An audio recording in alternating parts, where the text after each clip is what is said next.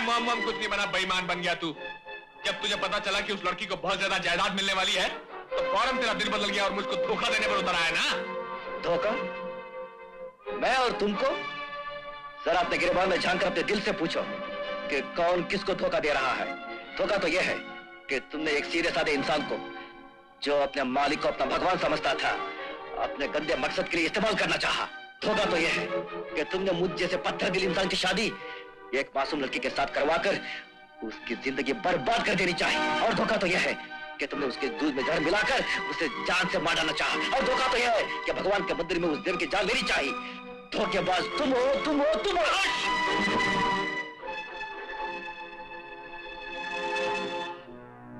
क्यों रुकोगे? उठाओ हाथ।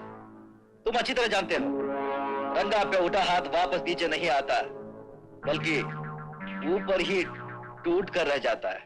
कहां रह जाता है? ऊपर ही टूट कर रह जाता है। रंगा को छेड़ने की कोशिश मत करना, वरना नतीजा खराब होगा। सुनो,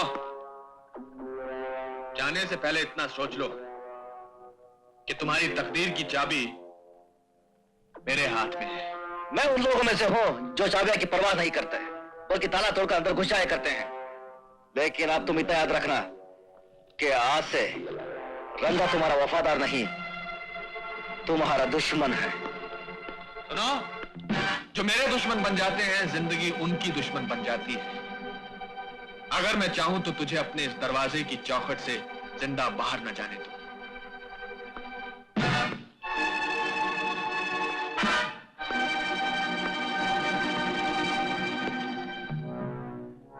और अगर मैं चाहूं, ना तुम रहोगे, ना तुम्हारा दरवाजा रहेगा, ना ये चौखट रहेगी। अच्छा, आज इसकी जुबान बहुत लंबी हो गई है, जरा काट कर छोटी करना तो।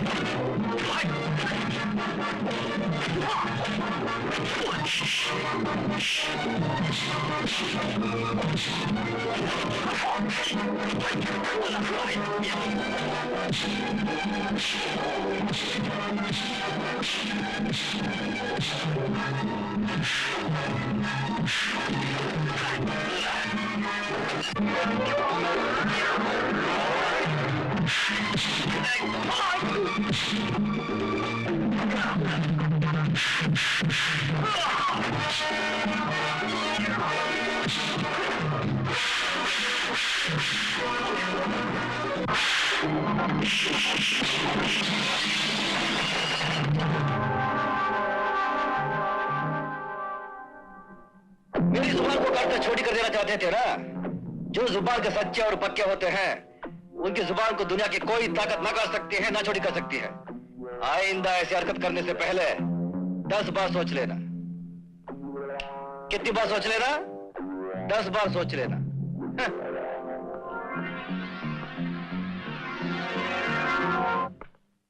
राजा साहब, ये कौन भिखारी इस वक्त हमारे पांव को छूकर हमारे जूतों को गंदा कर रहा है? मैं भिखारी नहीं राजा साहब, दया सागर।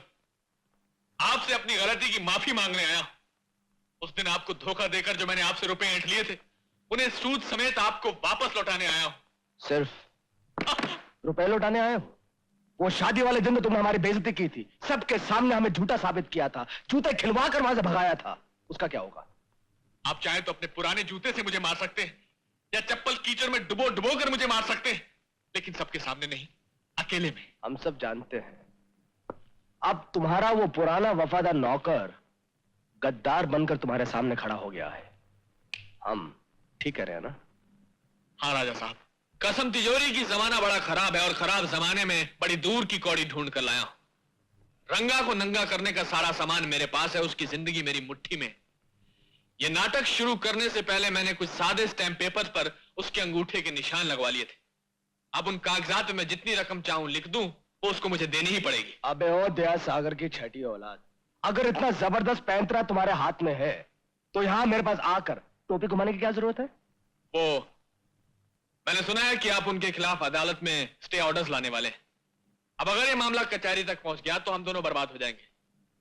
इसके लिए मैं आपसे विनती करता हूं, हाथ जोड़कर मेरी मदद कीजिए, मेरी हालत पर रहम खाइए। कचहरी से स्टे ऑर्डर मत लीजिए। हम दोनों मिलकर प्लान बनाएंगे माल वसूल करने का। दिमाग मेरा और ताकत आपकी। चुप! दिमाग भी हमारा और ताकत भी हमारी। तुम सिर्फ बैठ के टोपियां घुमाते रहो और तमाशा देखो। बोलो मंजूर? अरे मुझे भी मंजूर राजा साहब, और मेरे बाप को भी मंजूर।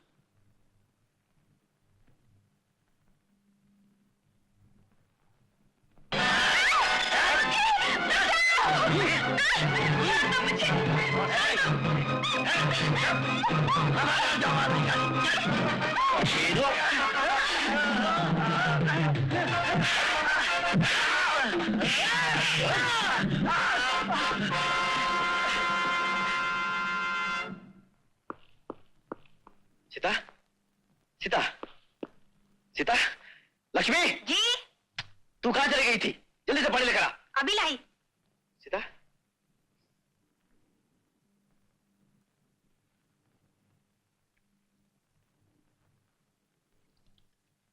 सीता, सीता, तुम ठीक तो हो ना? सुनिए, मेरी एक बात समझ में नहीं आई कि ये लोग मेरी जान क्यों लेना चाहते हैं। मैंने उनका क्या बिगाड़ा है, या ये सब कुछ उस जायदाद और दौलत की वजह से हो रहा है जो मुझे अभी अभी मिली है। हमारी भी समझ में नहीं आ रहा है कि तुम्हारी जान लेकर वो लोग तुम्हारी जायदाद कैसे हासिल कर सकते हैं। तो तुम ही हो वो तिजोरीपुर के राजकुमार, और सीता ने तुम्हें से शादी की है। जायदाद के लालच में दया सागर ने इतनी बड़ी चाल चल दी। हाँ वकील साहब, मैं दया सागर का एक बहुत पुराना वफादार नौकर था।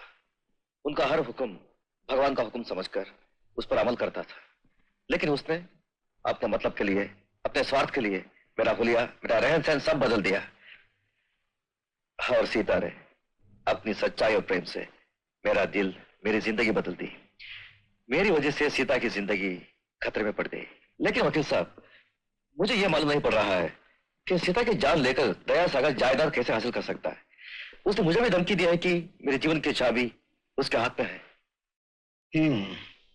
अच्छा ये बताओ, ये नाटक शुरू करने से पहले दया सागर ने तुमसे किसी कागज पर तुम्हारे दस्तखत तो नहीं लिए? हाँ, कुछ कोरे कागजात पर उसने मेरे अंगूठे का निशान जरूर लिया। I see। तो ये चाल थी उसकी। मतलब ये कि अगर वो तुम्हारी पत्नी को मारने में कामयाब हो गया तो कानूनी तौर पर वो जायदाद तुम्हारी हो जाएगी, और वो उन कागजात की मदद से तुम्हारी जायदाद तुमसे छीनकर खुद हड़प कर सकता है। देखो, जब तक वो कागजात उसके पास हैं, तुम्हारी पत्नी की जान को खतरा है। तुम किसी भी तरह वो कागजात वापस लाने की कोशिश करो। मैं उन कागजात को किसी भी कीमत पर हासिल करके रखूंगा। अब तो चाहे मेरी जान भी क्यों ना चली जाए, मगर सीता की जान पर आंच नहीं आने दूंगा। गुड, मैं चलता हूँ साहब। और सुनो, एक बात और, ये सारी बातें, ये सच्चाई जो तुमने मुझे बताई है, घर पे जाकर सीता को जरूर बता देना, ताकि बाद में तुम दोनों में गलतफहमी पैदा ना हो और वो तुम्हें धोखेबाज ना समझे। जरूर वकील साहब। अरे यार, तुमको कुछ शर्म है कि नहीं? फिर आगे लगा बुझाई करने के लिए। उस शादी वाले दिन तुम्हारी क्या दुर्गत बनी थी, भूल गए तुम? आप एक बार मेरी बात तो सुन लीजिए। अगर गलत निकले, जो सजा चोर की वो सजा मेरी। अच्छा बोलो क्या है? बोलो। तुम लोगों के हाथ बंधे हुए हैं, होंठों पे टांके तो नहीं लगे हुए? बताओ, तुम लोग सीता देवी का कत्ल क्यों करना चाहते थे? बोलो। हम तो किराए के गुंडे हैं, हमको इन्हें कत्ल करने की कीमत मिली थी। हमारी बेटी को कत्ल कराने की कीमत? कौन कत्ल कराना चाहता हमारी बेटी को? ये सब क्या है? ये लोग कौन हैं? वाह, क्या एक्टिंग कर रहा है। एक्टिंग? कैसी एक्टिंग? अच्छा, कैसी एक्टिंग? कलाकार साहब, तुम्हारा नाटक फ्लॉप हो चुका है, पर्दा गिर चुका है, और पर्दा गिराने वाले हैं ये लोग। बतलाओ, सीता देवी का कत्ल करने के लिए तुम्हें किसने भेजा था? बताओ। किसी ने हमें पैसे दिए थे मालकिन को जान से मार डालने के लिए। क्या बकवास करता है पाजी? हम तो तुम लोगों को जानते तक नहीं। राजा साहब, ये किराए के आदमी लाकर हमें बदनाम करने की कोशिश कर रहा है। अच्छा, अगर तुम वाकई सच्चे हो तो एक बात बताओ, तुम सचमुच के राजा हो? तिजोरीपुर के जमींदार हो या ढोंग करके हमें धोखा देने आए हो? बोलो ना। हाँ, लग गया ना बोलती पे ताला। नामदेव जी, ये राजा तो एक तरफ भिखारी कहलाने के लायक भी नहीं है। ये एक नंबर का गुंडा, बदमाश, लोफर आदमी है जो पैसे के लिए दुनिया का कोई भी नीच काम कर सकता है। नामदेव जी, इसके पास तो रहने के लिए घर भी नहीं है, जमीन पर सोता इधर जमींदार बनकर आ गया। खामोश, बहुत हो चुका। खबरदार जो किसी ने मेरे पति के खिलाफ कोई जहर उगला या इन्हें बदनाम करने की कोशिश की तो मैं इनके खिलाफ एक शब्द नहीं सुनना चाहती। तुम चुप रहो सीता, बीच में मत बोलो, पूरी बात सुन लेने दो। हाँ फिर? इसने आपकी बेटी के हिस्से में आई हुई जायदाद को हड़प करने के लिए एक चाल चली। जमींदार बनकर आया, आप लोगों से ताल्लुकात बढ़ाए और आपकी बेटी से शादी कर ली, और अब इन्हें मारकर इनकी जायदाद पर कब्जा करके यहाँ से रफू चक्कर हो जाना चाहिए। खामोश! फरेबी, धोखेबाज! अगर ये झूठ है तो फिर ये बता, उस रोज जब वकील साहब कागजात लेकर यहाँ आए थे तो तू घबरा कर क्यों भाग गया था? बोल, है कोई जवाब? इस वक्त सारे सबूत मेरे खिलाफ है। अगर मैं आपसे सच भी कहूंगा तो आपको विश्वास नहीं आएगा, कोई मेरे विश्वास नहीं करेगा। सीता, यह सच है कि मैं गुंडा था, जाहिल था, वहशी था। यह भी सच है कि लोगों को मार मार कर पैसे वसूल करना मेरा धंधा था। लेकिन यह सच नहीं कि मैंने किसी का खून किया। यह सच है कि जिस दिन से तुम मेरी जिंदगी में आई, मेरी दुनिया ही बदल गई। मैंने तो एक जानवर की तरह इस संसार में जन्म लिया, मगर इंसान बनकर मेरा जन्म उस दिन हुआ जब मैं तुमसे मिला। तुम जिस राम की पूजा करती हो, मैंने उसी राम के सामने हाथ जोड़कर कसम खाई थी कि मैं जान दे दूंगा मगर अपनी सीता पर आंच नहीं आने दूंगा। और अब तक वही कसम निभा रहा हूं। जो बदमाश तुम्हारी जान लेने आए थे, मैंने तुम्हें उनसे बचाया। अब बोलो सीता, अपने दिल से पूछो, क्या वो विश्वास कर सकता है कि मैं तुम्हारी जान ले सकता हूं? मैं कैसे विश्वास कर लूं कि मेरा भगवान मुझे जान से मारना चाहता है? देखा देखा, कितना चालाक है ये सुअर, कैसे टोपियां फिर आ रहा है। बताइए, रंगे हाथों पकड़ा गया, सारा पोल खुल गया, फिर भी सीता देवी ये मानने के लिए तैयार ही नहीं कि ये कमबख्त इनकी जान का दुश्मन है। सीता बेटी, ये खूनी है, इस पर विश्वास मत कर।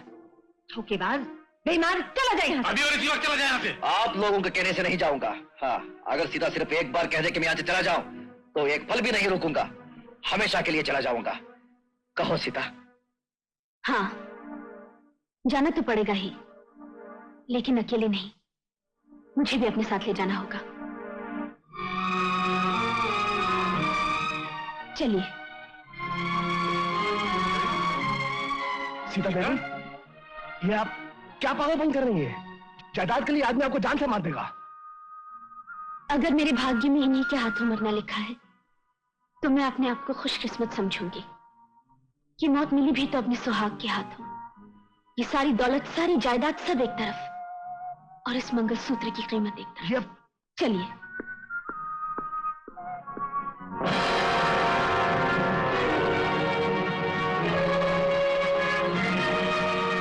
अरे, मुझे देखकर झटका क्यों खा गया? मैं चंदा हूँ, कोई बिजली का करंट नहीं हूँ। और ये तुम दोनों एक दूसरे का हाथ थामे कहाँ जा रहे हो? हाँ? चंदा? तेरा नाटक अभी तक खत्म नहीं हुआ क्या रे? तूने मुझे क्या वचन दिया था कि इसे छोड़कर पूनम की रात को तुम मुझसे मिलने आएगा? कहा था ना? मैं कितनी देर तक तेरा रास्ता देखती रही और जब तू नहीं आया तो मैं खुद यहाँ चली आई तुझे याद दिलाने के लिए। ये तुम क्या कह रही हो? सच ही तो कह रही हूँ। तुम्हारा नाटक अब इसके साथ खत्म। नाटक? हाँ, तुम्हारी शादी इसके साथ सिर्फ एक नाटक था। नहीं, तुम झूठ बोल रही हो। मुझे झूठ बोलने की क्या जरूरत है? तू पुतले की तरह चुप क्यों खड़ा है? बता दे इसे कि तूने मुझे वचन दिया था या नहीं दिया था। बोल, क्या ये सच कह रही है? आप नजर क्यों चुरा रहे हैं? उस दिन तो आपने कहा था कि ये लड़की पागल है, ख्वाब के पीछे पड़ी हुई है। आज ये घर के अंदर तक चली आई और आपके सामने बोल रही है और आप चुप खड़े हैं। मेरी नजर से नजर मिलाकर जवाब दीजिए, क्या ये सच कह रही है? वो शादी, प्रेम सब झूठ था, नाटक था। बोलिए, मुझे जवाब दीजिए, जवाब चाहिए मुझे। सीता, बात यह है कि अरे गंगा, तुझे क्या हो गया है? तू इतना घबरा क्यों रहा है? साफ साफ बोल ले कि तेरा मेरा क्या रिश्ता है। कह दे इसे कि तेरा मेरा जल्दी ही ब्याह होने वाला है। चंदा, अरे मान जा, हार गया है, चोरी पकड़ी गई है, फिर भी तो भी फिर आ रहा है, अपनी करतूतों में पर्दा डाल रहा है। सारा शहर जानता है कि तू और चंदा एक दूसरे से प्यार करते हैं। आपको और कोई सबूत चाहिए कि इतना काफी है?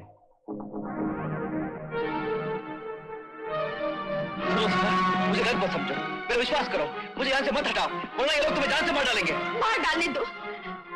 दूसरी औरत के साथ सुहाग बांटकर बार बार मरने से अच्छा कि एक बार ही मर जाओ।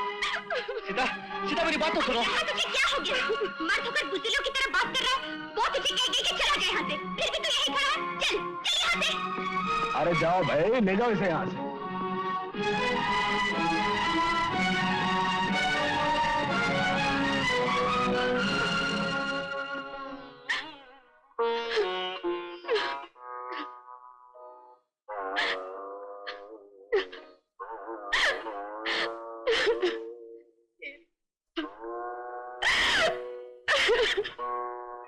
सच कह रहा है रंगा? हाँ चंदा, ये सब कुछ जब शुरू हुआ था उस वक्त नाटक ही था, लेकिन वो नाटक चलते चलते सच्चाई में बदल कर रह गया। मैंने नाटक समझकर ही सीता के गले में मंगलसूत्र बांधा था और उस मंगलसूत्र ने मेरी आत्मा को बांध दिया। उसका प्रेम, उसकी मासूमियत मेरे दिल की गहराइयों में उतर गई। चंदा, एक तरफ सीता की जिंदगी बहुत खतरे में है और दूसरी तरफ मुझे मौका ही नहीं मिल रहा है कि मैं उसे समझा सकूं कि सच्चाई क्या है। मेरी समझ में कुछ नहीं आ रहा है कि मैं क्या करूं। मुझे माफ कर दे रंगा। अगर मुझे जरा भी पता होता तो मैं तेरी खुशियों के बीच में कभी नहीं आती। चंदा तो रंगा की दीवानी है ना। अगर रंगा की खुशियों की इमारत चंदा की लाश पर खड़ी हो सकती है तो मैं उसके लिए भी तैयार हूँ। रंगा, बुजुर्गों का कहना है ना कि रिश्ते ऊपर से लिख कर आते हैं। तेरा रिश्ता भी उसके साथ ऊपर से ही लिख कर आया था और मैं अनपढ़ तकदीर की इस लिखाई को पढ़ न सकी और तेरे साथ अपना नाम जोड़ बैठी। जा रंगा जा, सीता की जिंदगी की रक्षा करना अब तेरा सबसे बड़ा फर्ज है। चंदा। हाँ रंगा, मैं भी एक औरत हूँ और मैं दूसरी औरत का दर्द समझ सकती हूँ। अपनी खुदगर्जी के हाथों से मैं किसी का मंगलसूत्र नहीं नोच सकती। जा रंगा जा।